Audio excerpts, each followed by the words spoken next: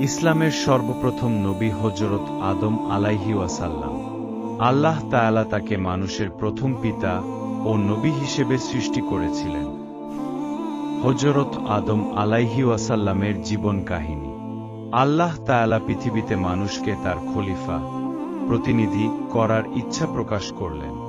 ফেরেশতারা তখন জিজ্ঞেস করেছিল, হে আল্লাহ, আপনি কি এমন এক জাতি সৃষ্টি করবেন যারা পৃথিবীতে অশান্তি সৃষ্টি করবে?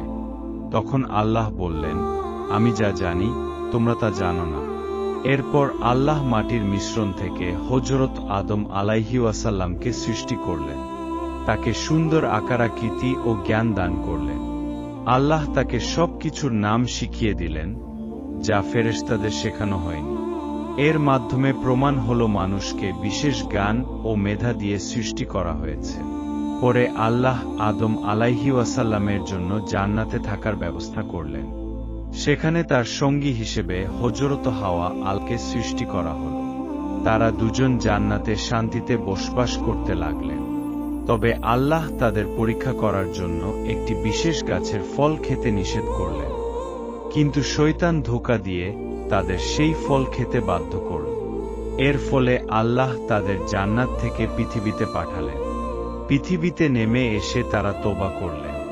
আল্লাহ তাদের ক্ষমা করলেন এবং মানবজাতির প্রথম নবী হিসেবে দায়িত্ব দিলেন। হযরত আদম আলাইহি ওয়াসাল্লাম তার সন্তানদের আল্লাহর ইবাদত করার শিক্ষা দিলেন। তিনি মানুষকে সঠিক পথে চলার উপদেশ দিতেন। হযরত আদম আলাইহি ওয়াসাল্লাম এর জীবনী থেকে আমরা শিখি: ১. মানুষ ভুল করলে আল্লাহর কাছে ক্ষমা চাইতে হবে। ২. শয়তানের ধোঁকায় পড়া যাবে না। ৩. আল্লাহ যেভাবে নির্দেশ দেন সেভাবে চললেই সফলতা আসে।